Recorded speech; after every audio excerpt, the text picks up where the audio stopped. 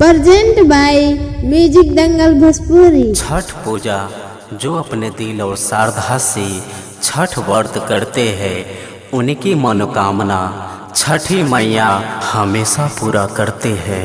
मैं सिंगर पप्पू राजा छठ पूजा की आप सभी को हार्दिक शुभकामनाएं। दौरा उठाई के चली न छठी माई के घाट, दौरा उठाई के चली न छठी माई के घाट।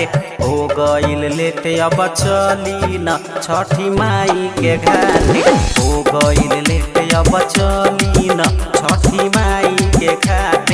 नया नया कपड़ा पहिन के हो चली नया पोखर पर, रात में होई गाना भजन हो देखल जाई घाट पर। नया नया कपड़ा पहिन के हो चली नया पोखर पर, रात में होई गाना भजन हो देखल जाई घाट पर।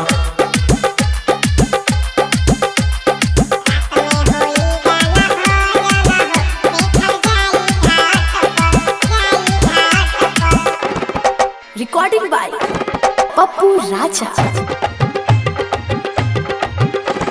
छठी माई के गीतिया सुनई हो छठी माई के घाट पर, छठी माई के गीतिया सुनई हो छठी माई के घाट पर। बबुआ के रात भर खेलई हो छठी माई के घाट पर, बबुआ के रात भर खेलई हो छठी माई के घाट पर, बबुआ के रात भर खेलई हो छठी माई के घाट पर, बबुआ के रात भर खेलई हो छठी माई के घाट पर, बबुआ के रात भर खेलई हो छठी माई के घाट पर, बबुआ के रात भर खेलई हो छठी माई के घाट पर।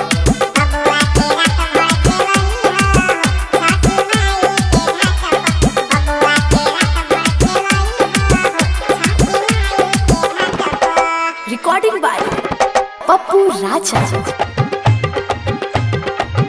पप्पू राजा छोरी है पराखा हो छठी माई के घाट पर, पप्पू राजा छोरी है पराखा हो छठी माई के घाट पर। रात भर नींद नहीं आई हो छठी माई के घाट पर, रात भर नींद नहीं आई हो छठी माई के घाट पर। मोहित के संग छठ मनई हो छठी माई के घाट पर, बम पड़ाखा छूटी हो छठी माई के घाट पर। Dharmraj recording studio Balwahat Saharsa.